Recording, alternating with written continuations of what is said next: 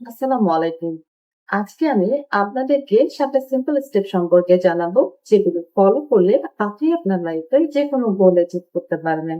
শুনতে ইজি লাগছে, তাই না? বাট একটা শকিং ফ্যাক্ট হলো 95% মানুষ এই সিম্পল রুলস গুলো ফলোই করে না। আজকের ভিডিওটি দেখার পর আপনি সেই 5% মানুষদের মধ্যে হতে যাচ্ছেন যারা কিনা তাদের লাইফের যেকোনো গোল অ্যাচিভ করতে পারবে। আমি নিজেও আগে ফলো করতাম না, বাট ব্রায়ান ট্রেসির একটি ফেমাস রুল করার পর আমার চিন্তা ধারণা অনেকটা বদলে যায়। আজকে আমি কথা বলবো ব্রেন ট্রেসির একটি জনপ্রিয় বই নিয়ে, যেটার নাম হচ্ছে গোল, যেখানে তিনি একটা পাওয়ারফুল ফর্মুলা নিয়ে কথা বলেছেন। রয়েছে 7টি স্টেপ। এই 7টি স্টেপ ফলো করলে একজন মানুষ তার লাইফের যে কোনো গোল অ্যাচিভ করতে পারবে। আমি নিজেও আগে ফলো করতাম না, তাই আজকের ভিডিওটি শুধু আপনার জন্য না, আমার নিজের জন্য।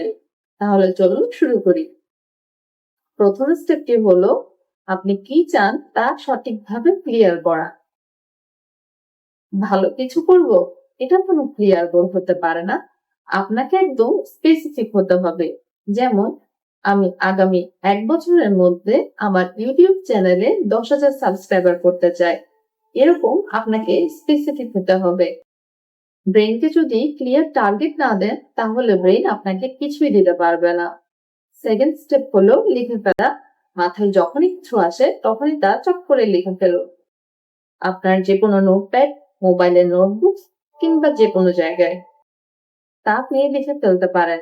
মাথায় যখন থাকে তখন সেটা উইশ, বাট আপনি যখন কোনো কিছু লিখে রাখবেন তখন সেটা কমিটমেন্ট হয়ে যায়। ব্রেইন তখন অটোমেটিক্যালি কাজ করে। আপনি যদি যে কোনো একটা স্টেপ ফলো করেন, তাহলে আপনি অলরেডি 90% মানুষদের মধ্যে অনেকটা এগিয়ে আছেন। থার্ড স্টেপ হলো একটা ডেডলাইন দেওয়া। যখন আপনি বলেন আরে করব করব, একদিন করব, তখন ব্রেইন কোনো আর্জেন্সি পায় না। কিন্তু আপনি যখন নির্দিষ্ট একটা ডেট ফিক্স করেন, তখন ব্রেইন অটোমেটিক্যালি ফোকাস করে। তাই বড় কোনো গোলের সাথে ছোট ছোট ডেডলাইন সেট করুন। ফোর্থ স্টেপ হলো এই গোল অ্যাচিভ করতে যা যা লাগবে তা লিস্ট করে ফেলা।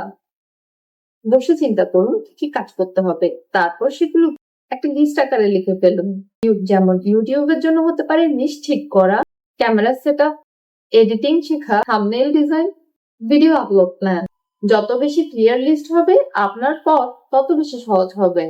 ফিফথ স্টেপ হলো এই লিস্টটাকে প্ল্যানে কনভার্ট করা।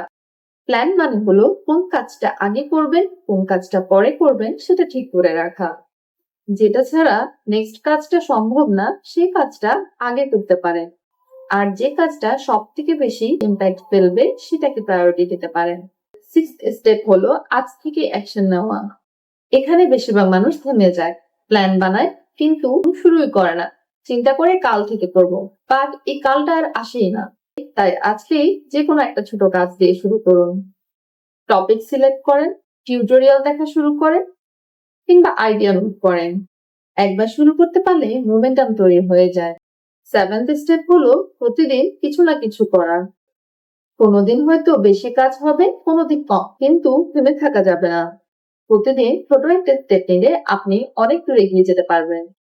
কনসিস্টেন্সি সবসময় ইন্টেন্সিটি থেকেও বেশি পাওয়ারফুল। একবার ব্রেক করি, কি কি করতে হবে।